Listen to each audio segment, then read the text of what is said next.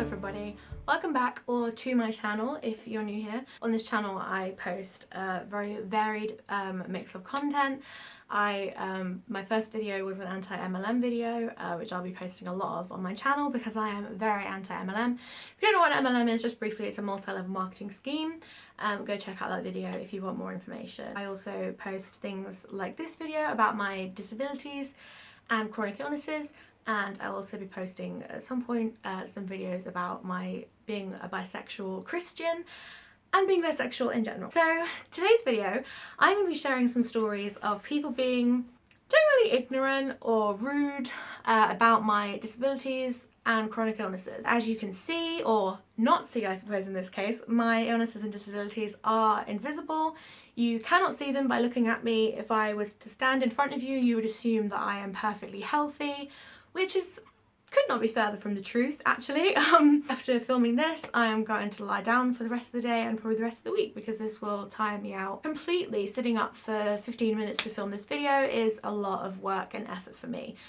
It's just the way my health is, I'm used to it. I won't go through a full list of all my illnesses, but mostly for the longest diagnosis I've had, and the one I've had for the longest time, is ME, or chronic fatigue syndrome. I can never pronounce the full word that ME stands for, myalgic something, and I also have fibromyalgia and a few other bits and bobs thrown in there into the mix. It's all fun and games. I have had my ME diagnosis for 10 years, since I was 12, so I've lived with it for a very long time, and my other diagnoses kind of came in during that past 10 years. So I had 12 years of my life in perfect health. I was a dancer.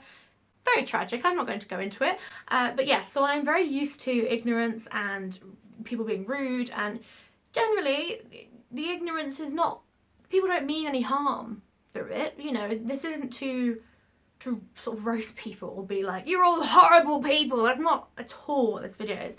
This is just to have a bit of a laugh about people just not getting it. People just like completely just goes right over their heads. Things that they say is just inappropriate, and they just don't think about it. It's just to raise a bit more awareness, just to sort of make, if you are somebody who is able-bodied, just to sort of think, maybe I could be a little bit more careful with things that I say. I'm not overly offended by these things that people have said or done, mostly because I'm used to it. Some things are worse than others. Other things are just kind of like funny in their just complete ignorance. So here we go. So the first one is one that happened to me when I was 13, I believe. It was around the time I first got diagnosed, about a year after. I was at school and I was talking to my friend. I say that because my school experience was interesting. We'll make another video on that. There were some interesting rumours about me at school that I really want to make a video about because they are so funny.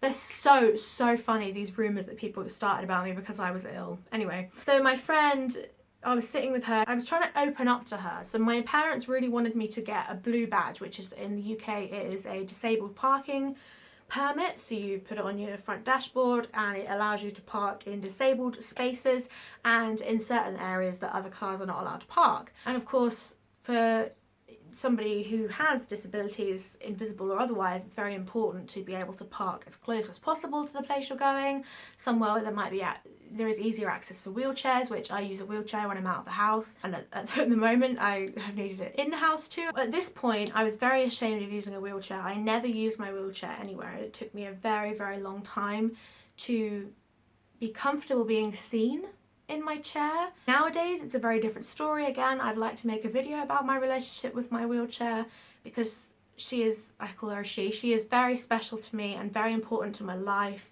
and it's been a very complicated and long journey with my wheelchair from the moment I was diagnosed. So my mum always wanted me to use a wheelchair and I always refused, even though I needed one, and I used to get extremely ill from walking from the bus to school or walking around school in general. But anyway, so at this point I was very ashamed of my disabilities and my illnesses. Obviously I've come a very long way because I am here speaking to you about it very openly, but when I was 13 and being bullied at school anyway, it was a very horrible time for me, and my friends weren't very supportive of me either, as you will hear when I tell you what my friend said. So I was trying to open up to her about this, and I was saying, oh, you know, my parents really want me to get a disabled badge for parking so that I don't have to walk far.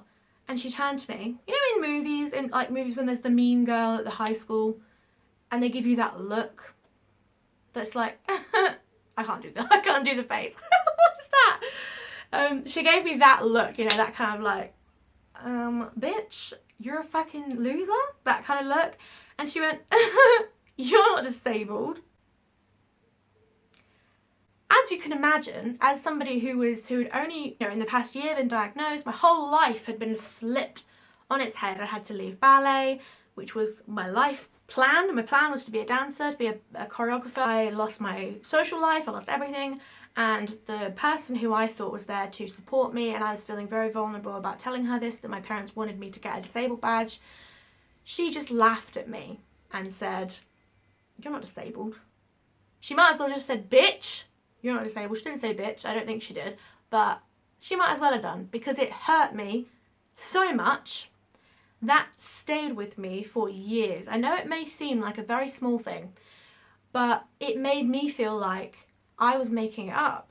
Obviously I wasn't, because who would choose to have this life? No one would choose to be a 13-year-old girl who had no social life, nowhere to go in life because she had to abandon all her plans and all her training. No one would choose that. And she took this moment of me opening up to her and being vulnerable and saying I was really nervous about getting a blue badge because of judgment like that. She went and proved to me exactly why I was scared to be a 13-year-old girl with a disabled badge. So there we go. That stuck with me. You know, it didn't ruin our relationship. I wish I'd had the confidence and the courage at school to stand up for myself, but when I make my video about my experience at secondary school with my illnesses, you'll understand why I did not have the courage. You know, I was only 13, etc. So that was a really damaging one. That's quite a serious one for me. It seems like something so small, but it was somebody I trusted, somebody I thought believed me, somebody I thought really wanted me to be okay. And they obviously just didn't. I don't know why these people were friends with me, to be honest, because, no, I do. I was their punching bag. Yeah, that was it. Okay, on to the next one. Okay, so this is another one this is one that's just kind of like, did you really just say that? Like, this lady meant no harm, but I think she was trying to be nice, but it was just like, huh? So me and my best friend were at Disneyland, which is obviously best place on the planet. In general, they are amazing for accessibility. In general, I have some stories, but in general, they have been amazing to me. Anyway, so we were at Disneyland. We were going to the gates where you go into the park. The woman there, the cast members at Disney, the staff are just wonderful. Most of them, obviously there's some that aren't, but just, they're amazing and they're so friendly. But this lady, she didn't mean any harm by it. But we gave her our tickets to go in, she scanned them, and she turned to me and she said, oh, you're so lucky. I wish I could sit down all day. I was like, yeah, you really do wish that your entire movement in life was dictated by someone else. I don't think people who haven't used a wheelchair understand how much you're limited being in a wheelchair. Like, you are at the mercy of the person pushing you, unless obviously you're controlling it yourself. But if you're someone like me who can't control the wheelchair for themselves for various reasons, and you have to have someone pushing you, you are at the complete mercy of the person who's pushing you. You know, you trust them completely with not crashing you, which I have crashed in the chair many times. But you know, not at the fault of the person pushing me, of course.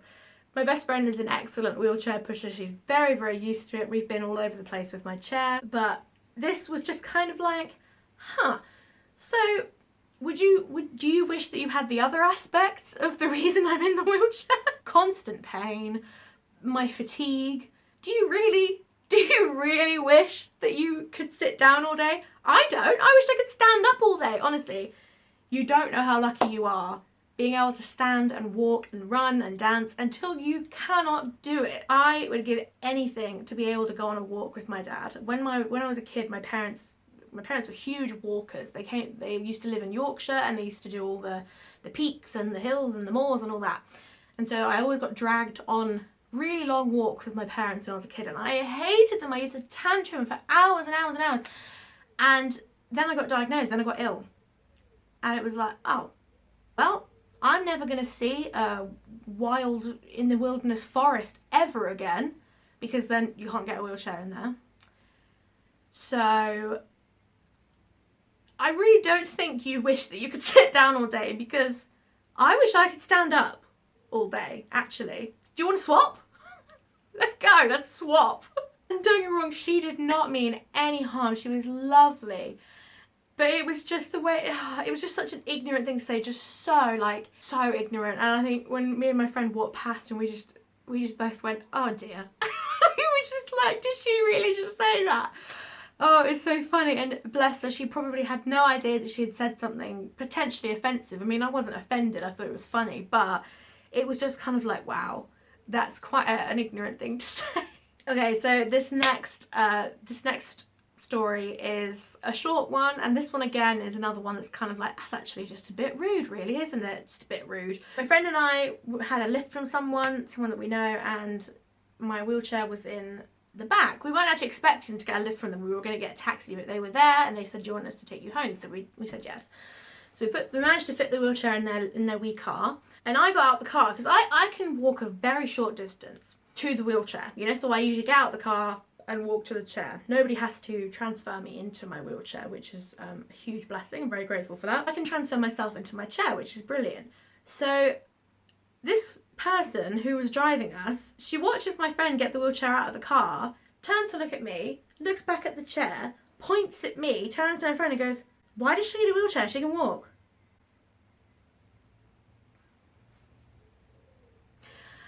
I'm sorry? Did you just say that, pointing at me like that? I didn't say that, of course. I was just like, ah. But I just thought, like, that's such a rude thing to say. How ignorant. People, this is something I think, again, is a very common misconception. Not everyone in a wheelchair cannot move or walk for themselves. The majority of people who use a wheelchair or a mobility aid of some kind can move themselves to some extent. You know, even if it's just like transferring into the wheelchair. You know, they can take a couple of steps to do so. Just because somebody can walk a few steps, why does that mean that they shouldn't be in a wheelchair? That's so stupid. Like, I'm not being funny. If I had walked another couple of meters, I probably would have collapsed. Honestly, I just thought, that's such a rude thing. That's so rude. You don't say that right in front of someone and point to them. You don't just point to someone and then look at the other person and go, why does she need a wheelchair? She can walk. Fuck off. Okay, so the final story is one that really made me laugh at the time, and it still does. So, again, this was somebody, he did not know that he was being rude. He was so nice, so chatty, and he did not know. He was just completely ignorant to this. So my dad and I think we were in Sainsbury's, we were in some supermarket, and we were going to the kiosk area, which is, in case you don't know, that's where you buy like cigarettes, lottery tickets, things like that. So it's just a wee kiosk, and you can buy to-go food and drink from there as well. We grabbed the bottle, and I think I got a chocolate bar while I was there, so we went up to the till, and the man, he was so nice, and we were chatting away, and I was in my wheelchair, of course, and he looked down at me with this huge grin, and he went, what have you done to yourself? I was speechless. I didn't know what to say. I was like, what have I done to myself? I was sitting in the chair, like I am sitting before you now, looking like a perfectly able-bodied person in a wheelchair. People have questions, I get it. People see me and they think, why does she need a wheelchair? Or in some cases they say, why does she need a wheelchair? But the way he said it, what have you done to yourself? My dude, do you think I did this? You think I did this? I didn't know what to say. My dad and I were just kind of like, and I just went, I just use a wheelchair. I need a wheelchair. I'm disabled. He just didn't get it. He was kind of like, oh. He was fully confused. It was like he'd never seen somebody in a wheelchair before, ever. And then he went, oh, you're a bit young. Now, if you have chronic illness, invisible illness especially, and you're a young person, you will have heard this. You're too young for all that. Yes, I agree. Now, what do you suggest we do about it, hun? And I was just like, okay. I thought, right, we need to move on from this topic. And my dad went, yeah, well, she is, and she used to be a ballet dancer as well before this happened. So I was like, Dad, you don't need to rub it in. You don't need to just... He's obviously dug himself a hole. I think at this point he'd realised that he'd dug himself a hole. And Dad was just fucking digging it further. He was like, she used to be a ballet dancer, you know, now she's in a wheelchair. Oh, this poor man. Well, it was poor me, really, but he didn't realise that he was being rude and ignorant. But he was. You don't say that to someone in a wheelchair or somebody who has any kind of mobility aid and you don't understand why they have it. You don't just say, what have you done to yourself? No! That doesn't... No! It's just so rude and ignorant. I'm going to give you guys a top tip. If you see someone in a wheelchair and you don't know why they're in a wheelchair, move on. Don't say anything. You don't have to ask. You can just move on. Just look away and move on with your life. You know? Like, don't get me wrong. When I was a child, right? A kid, I used to see people in a wheelchair and I was just curious. And I used to think, I wonder why they're in a wheelchair. Even as a child, I knew that you don't just go up to someone and say, what have you done to yourself? Why do you need a wheelchair? Oh, this man, and he was so lovely. Me and Dad were laughing, like we got back in the car and we were just laughing, and I told my friends and they were just like, that's so rude. And I was like, I know, why did he say that? Oh, honestly. I am sure that I have so many more stories like this, and if you guys do have more stories, please drop them in the comments below, and we can sympathise with each other and laugh if that is how you if that's how you cope with things like I do. These past 10 years of being ill have brought me some very interesting stories and events, and I plan on telling you them in videos.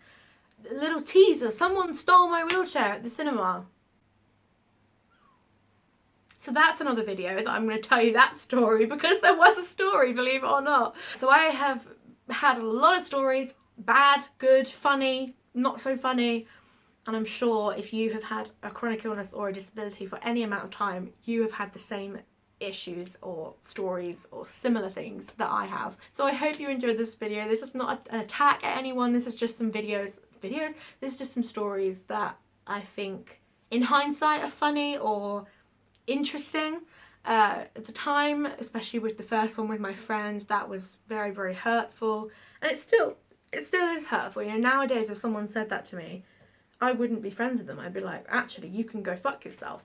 But I was only a kid, you know, I was a child and I didn't have any friends at school apart from this person and the other few. But nowadays, I would definitely stand up for myself, and I hope that you feel comfortable standing up for yourself too. If you don't pressure yourself, don't feel that you have to. You don't have to stand up for yourself, you know, these things can be worked out in your brain and you can think of them and just think, wow, that was fucked up.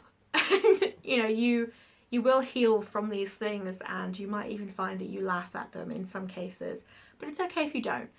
So I hope you're all staying safe, and I hope you're having a lovely day, and I will see you in the next video. Bye!